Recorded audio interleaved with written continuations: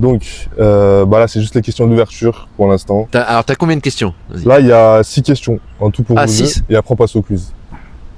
Ah oui, d'accord. Ah, parce que là, c'est pas un quiz, là, c'est une mise en route. Ouais, une mise en route, juste D'accord. histoire de nous mettre dans le train et après on va commencer. Du coup, chacun à votre tour, vous allez me dire quel est le joueur qui vous a le plus impressionné au cours de votre carrière d'arbitre. Sachant qu'il y a Hakim, il y a des Neymar. Je laisse la parole à Tony. Ouais, parce que moi, c'est les mecs qui sont presque morts maintenant, donc il faut qu'on en parle. Celui qui m'a le plus impressionné, ouais, Cristiano Ronaldo. Le meilleur du monde. Ouais, a priori, il joue pas mal. Mais bon. Ouais, il a ses Moi, je pense que c'est Lionel Messi. Il y a compète là. Ouais. Moi, j'ai pas pu faire Messi, j'étais arrêté. Et Neymar, il était tout le temps blessé. Heureusement qu'ils l'ont arrêté. C'était le bon moment de l'arrêter. Une question, quel est le stade dans lequel vous avez préféré arbitrer et pourquoi? J'ai eu la chance d'être 4e à Wembley de l'équipe d'Angleterre. Le cadre est magnifique avec les hymnes nationales des équipes respectives. Je pense que c'est celui qui m'a le plus impressionné. Ok, et pour toi, Tony? Celtic Park à Glasgow. Du coup, troisième question, quelle est la décision la plus difficile que vous ayez eu à prendre en plein match? Des décisions, on en prend X nombre dans un match. Elles sont toutes les plus difficiles, c'est celles qu'on est amené à prendre quand la décision fait le cours du match. Donc oui, c'est éventuellement une sanction qui entraîne un carton rouge ou un penalty. C'est mettre un carton à un joueur parce que c'est le règlement, mais c'est pas dans l'esprit. Ça, c'est toujours chiant. Et du coup, quel est votre meilleur souvenir lié au football, sur ou en dehors du terrain? Moi, c'est ma rencontre avec Hakim Benelaj. Vraiment, ça c'était un moment marquant de ma carrière autour du foot. Sinon, moi, c'est la finale de la Coupe de France. Ouais, moi aussi, c'est quand même la rencontre avec Tony Chaperon. Au-delà de l'arbitre qu'il était, c'était quand même un personnage en dehors du terrain. Quel branleur. Donc, je vais quand même dire la rencontre avec Tony Chaperon. Si vous pouviez assister à n'importe quel match de l'histoire, lequel choisirez-vous? N'importe lequel, que ce soit il y a 50 ans. Je pense que la finale de la Coupe du Monde, même si je ne l'ai pas connue, j'étais très très jeune, quand l'Argentine a gagné la Coupe du Monde. Ok. Bon, quelle année? En 86. 80, avec Maradona, ouais. Ah ouais. Celle-là, elle est la main de Dieu, je crois. Ouais. Okay. Moi, j'aurais aimé être dans le Stade de France en 98 pour la finale France-Brésil. Ouais, très beau match aussi. Bon. J'étais au Zimbabwe à ce moment-là, j'avais pas vu grand-chose. Ouais. T'étais en safari, avec les animaux, c'était pas maintenant. J'étais dans une auberge de jeunesse, si tu veux ça. Du coup, dernière question. Quel joueur actuel, je dis bien actuel, représente le mieux les valeurs du football? C'est galère. Hein. Il y avait, pour exemple, moi j'aurais dit Puyol quand il jouait. Pour moi, il représente les valeurs en termes de fair play, tout ça. Mais est-ce qu'aujourd'hui, actuellement. Puyol, ouais. Fair play.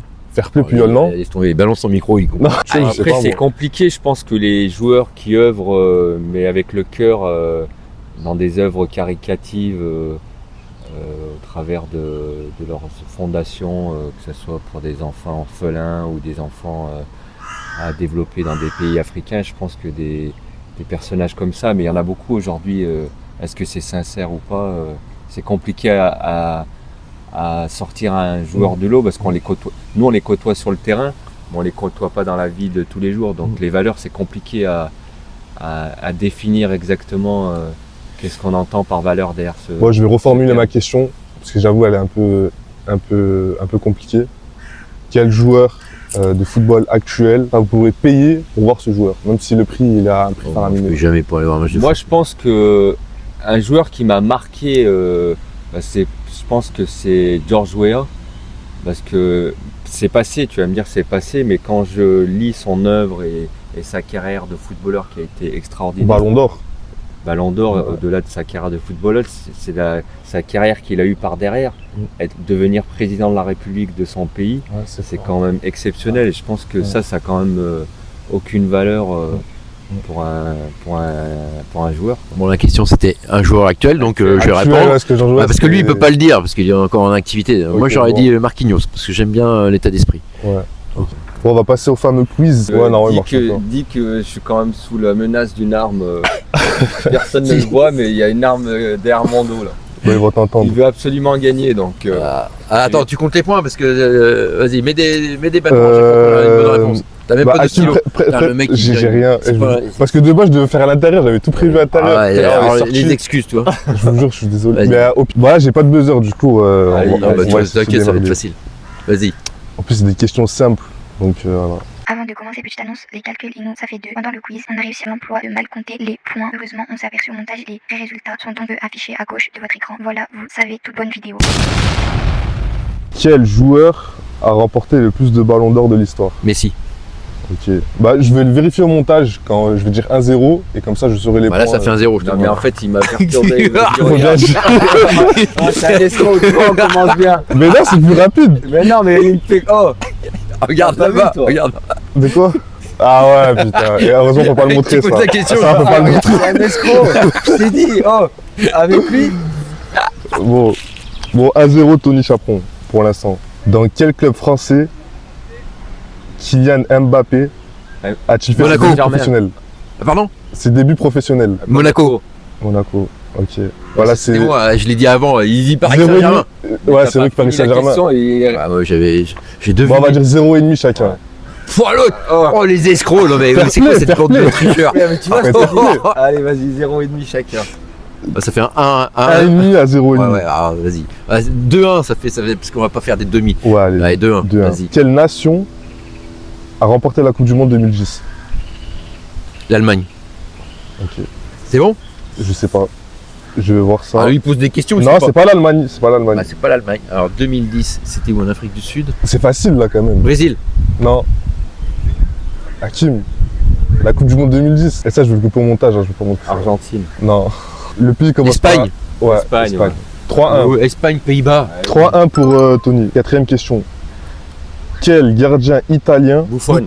Attendez, j'ai même pas fini la question. Ah. Quel gardien italien a remporté l'Euro 2020 en étant le meilleur joueur du tournoi? Donnarumma. 4-1. Franchement, c'était rapide. Quel club est surnommé les Reds? Liverpool. Ouais, nickel. Eh, attends, Bon, ça vas-y. fait 5-2. Un pour chacun. Ah, parce que tu lui donnes aussi, là? Ah, c'était en même Ah, temps. il là. répond après moi et C'est tu en lui même donnes. temps, Ok. En même Ah, temps. quel En branleur. même temps. Vas-y, 5-2, vas-y. 5-2. Donc déjà, on lui a donné 2 points. Ouais, c'est vrai que- gratos, quoi. Combien de joueurs une équipe aligne sur le terrain au coup d'envoi? 11. Non, mais ça regarde. 5-3. Hakim qui revient. Mais c'est une question pour les CP, tu sais. Mais oui. Ouais, mais c'est plus Vas-y, rapide. donne-lui un point, vas-y. C'est plus rapide. Putain, mais il est arbitre. Heureusement, il est arbitre professionnel, lui. Toi, tu l'as Oh. été. Quel joueur français était le capitaine des Bleus lors de la Coupe du Monde 2018? Laurent Blanc. De monde laquelle? Quel joueur français Quelle année? en Coupe du Monde 2018? Mbappé. Non. Laurent Facile. Blanc. Non, les 2018. joueurs français. En 2018? Dans l'équipe de France. Pendant la Coupe du Monde 2018, qui était le capitaine? Zidane.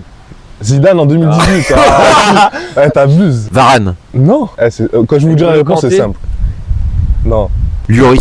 Lloris. Ah oui, c'est vrai. Ouais. 6-3. 6-3 pour Tony. Quel pays se trouve le club du Benfica? Portugal. Portugal. C'était Tony Pura. Ça fait 7-3. Deuxième question. Quel joueur est surnommé la Pulga? Messi. En même temps. 7-4. Combien de Ligue des Champions le Real Madrid a-t-il 9. remporté? 10, 10. 12. Non. 12, 13. Non. 14, 15, 15. 15. Ouais, 7-5. Quel joueur a marqué le premier but en or de l'histoire de l'Euro? Celui-là, il est compliqué. Trezeguet. Ah. Si, ouais. Non, c'est pas très aiguë. C'est un Français? Non. De l'euro. Ou c'est ouais, de l'Euro, ouais, c'est ça. De Le quelle premier nationalité? but en or de l'histoire de l'Euro. Non, Bah, si vous voulez, espagnol. je vous donne les 4 noms. Ah ouais, vas-y. Vous faites le plus rapide. Du coup, il y avait David Trezeguet, mais c'est pas lui. Marco Van Basten, Alan Shearer ou Oliver Oliver. Bierhoff. Yann. Hein? Oliver. Ouais, Oliver. Ouais. Ça fait 7, 5. 7-5. On remonte. Franchement, ça commence à se serrer là. C'était Oliver quoi d'ailleurs? Biroff? Bierhoff, je sais pas c'est quoi la nationalité. L'Allemagne. Allemand. Allemagne. Quel est le seul gardien à avoir remporté le ballon d'or? Buffon. Non, pas Buffon. Yakin. Ouais, exactement. 8-5. Quel club a remporté la première édition de la Coupe des clubs champions européens en 1956? Benfica. Le Real. C'est l'un ou l'autre. Tu avais dit qui? Benfica? Ouais. Ou alors c'est Real. C'est Real, exactement. Le Real Madrid. 9-5. Et t'as combien de questions? Là, il y en a 25 en tout, il en reste 10. Tu peux, ouais. tu peux te refaire. Tu peux te refaire encore, ouais, il y a encore une petite chance pour que tu rattrapes ton niveau. Du coup, question 14. Ah, celle-là, elle est compliquée quand même. Quel joueur détient le record du plus grand nombre de matchs disputés en Coupe du Monde? Pelé. Non. J'ai les 4 propositions. Ronaldo. Non. C'est un Argentin. quel- Argentin. Messi. Mais si, bah, c'était en même temps. 10-6. 15e question. Quel international français a inscrit le premier but Trezeguet. de la France lors de la Coupe du Monde 98? Henri. Dugarry. Dugarry, oui, ouais, Dugarry. c'est ça. 11-6. Ouais. Ouais, si je ne me trompe pas, 11-6. Oh, il n'y a pas match là. Il est trop intelligent. Non, tu peux revenir, il y a 5 points d'écart. Quel joueur a remporté la Ligue des Champions avec 3 clubs différents? T'as des propositions? Il a joué au Milan AC.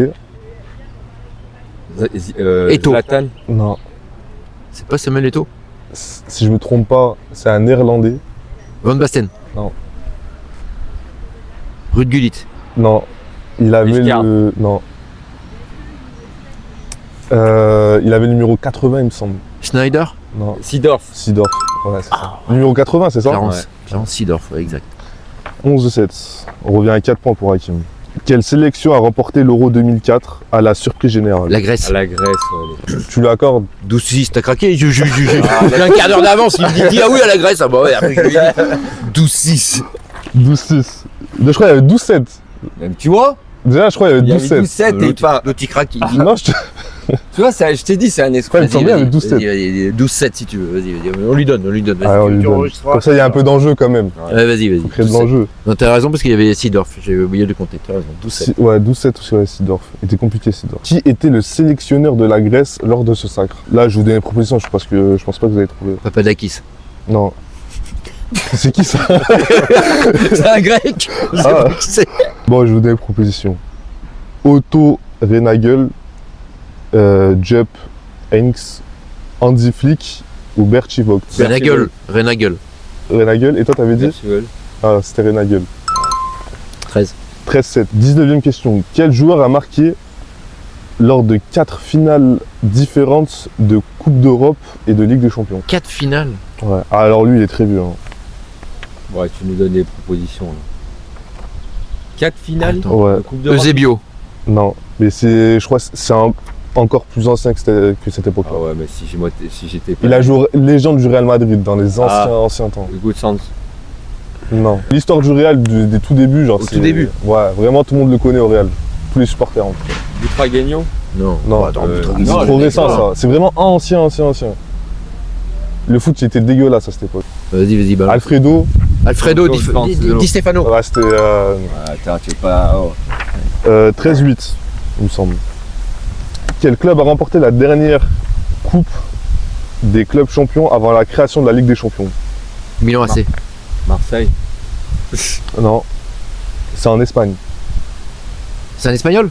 Non, c'est un club espagnol. Barcelone. Le Real. Barcelone. Ah ouais, c'est ça. bien joué. 13-8. Non, 13-9. 13-9. 13-9. Putain, même lui, il commence à carotter. oh. Quel joueur a inscrit le but le plus rapide de l'histoire de la Coupe du Monde? C'est un Turc. Hassan Güler. Secours. Ouais, c'est ça. 13-10. 13-10. 3 points. Et il reste 4 questions. Ah ouais, il faut que tu fasses le jackpot. Faut que tu fasses un 3 sur 4 pour au moins être à égalité. Quel club a éliminé le Real Madrid au tir au but Arsenal. en demi-finale de la Atlético. Ligue des Champions 2012? Madrid. Atlético Madrid. Non. City. Non. Bayern de Munich. Ouais, Bayern de Munich. 14-10. Là, Hakim, faut que tu fasses un sans faute pour rattraper. Non, je crois que c'est même pas, je crois que c'est fini. Il a gagné. Tu peux réduire l'écart, c'est ce que tu peux. Tu peux revenir dans la Non, roue. on va dire que la dernière question, elle Elle est... compte double. Écoutez, la dernière question, elle est très simple. On va la compter triple. L'autre. Il y a 14-10. Vas-y. 14-10 pour l'instant. Quel pays a organisé la première Coupe du Monde de l'histoire en 1930? Uruguay. C'est ça, Uruguay. 15-10. Quel joueur a marqué le célèbre but du siècle en 86? Le but quoi? Maradona. Le but quoi? Le but du siècle. Ah, La main de d'accord, jeu, ok. tout ça. Ouais, ouais. ça Qui fait est en 3 points. 11. 15-11. Dernière question, celle-là va compter quadruple. Ouais, vas-y. Alors, compte 10. Vas-y. Et elle est très facile. Franchement, là, c'est vraiment le plus rapide, quoi. Il n'y a pas de... Vous êtes prêts? Ouais. Quel joueur détient le record du nombre de buts inscrits lors d'une seule Coupe du Pelé. Alors, d'une seule non. Coupe du Monde? Monde? Ouais, Ronaldo. Non. Messi. Mais Mbappé. en une seule Coupe du Monde. En un seul tournoi. il a le Coppa, record. Raymond Coppa. Non, Juste Fontaine. Just Fontaine. Bah, Tony, c'est une victoire écrasante avec Tony. Écrasante. Ah, écrasante. Ouais. Voilà. Il n'y a rien à dire, il est trop fort. Là, il y a 19-10, on a Mais- du quadruple. Oh, peut sortir le calibre. On lui avait donné les questions avant. Pour ceux qui auraient raté l'épisode, on repart du fameux Tunisie-Mali de la CAN 2021. Je vous laisse découvrir l'analyse de Tony Chaperon. Malheureusement, quand t'es malade, quand t'es pas bien, tu sais, les joueurs, on peut les remplacer s'ils ont un coup de moins bien. mais l'arbitre il est obligé d'aller au bout. Et là, lui, visiblement, il avait une insolation, donc il était plus trop lucide.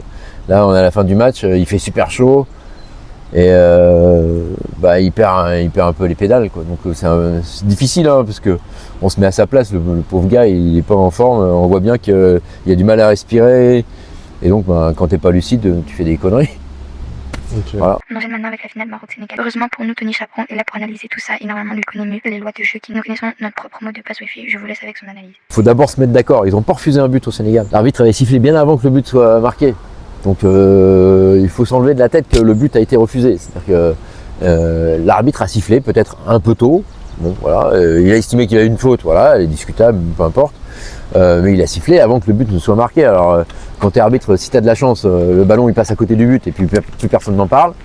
Là, ça tape le poteau, ça revient sur un joueur qui marque, il dit ah, c'est pas de bol. Bon, il a sifflé trop tôt. C'est là où moi je dis que la VAR c'est une catastrophe. C'est comment appeler un arbitre, compte tenu de ce qui s'est passé précédemment, compte tenu de l'ambiance dans le stade, etc. Tu n'appelles pas l'arbitre pour siffler un penalty, quand bien même il y a une faute. Mais c'est aussi une gestion d'un événement, là, c'est plus la même, tu vois, c'est la même chose. Et je pense que l'arbitre VAR, il doit surtout pas intervenir. Là, c'est une faute, c'est la dernière seconde du match. On n'appelle pas l'arbitre pour siffler ce genre de penalty à la dernière seconde. C'est invraisemblable. Donc c'est le VAR qui a mis le bazar, me semble-t-il. Et puis après, bon, alors, le comportement du Sénégal est inacceptable. Ils n'ont pas quitté la pelouse, voilà. Même si on n'est pas d'accord avec la décision de l'arbitre, voilà. Heureusement qu'il y a quelques-uns qui ont été plus éclairés que d'autres pour continuer la finale. Mais en tout cas, ça laisse un goût amer sur la façon dont ça a été géré. Et je pense que là, pour le coup, il y a eu un dysfonctionnement et je pense que l'arbitre gérait plutôt bien sa rencontre jusqu'à ce que le VAR lui plante son match. C'est comme ça que j'interprète les choses. Du coup, pour toi, la VAR, ça peut aussi fausser un match comme ça peut. Mais bien sûr, enfin, en fait, on croit qu'on résout tous les problèmes avec la VAR, mais c'est bien souvent, c'est pas du tout le cas. Et puis là, en l'occurrence, on n'a rien résolu, on a plutôt mis de l'huile sur le feu. Donc c'est le contre-exemple. À quoi sert la VAR? Bon, déjà, moi, je suis contre la VAR depuis un certain nombre d'années, c'est-à-dire depuis le début. Mais là, en fait, ça me donne raison. C'est-à-dire qu'on est déconnecté de ce qui se passe sur le terrain. L'arbitre, lui, il gère tout le match dans son ensemble, pas une situation ponctuelle. Et là, en fait, à force de saucissonner le match, on en oublie que c'est une histoire, un match. Et là, on en est passé à côté de l'histoire. Qui vous passe par la parole, t'es le plus ancien. On s'en rancune parce que là, ça a été une démonstration. On peut le dire. Moi, je tiens à préciser qu'on a donné les questions à Tony Chaperon. Non, on m'a donné les réponses. On a donné les questions et les réponses à Tony Chaperon pour lui permettre de gagner. Voilà. Je tenais à préciser quand même ça. Mais bon, et le mec ça rancune, Monsieur Chaperon. Et c'est qui ton employeur? Parce que moi, il faudrait quand même qu'il se mette un peu au foot.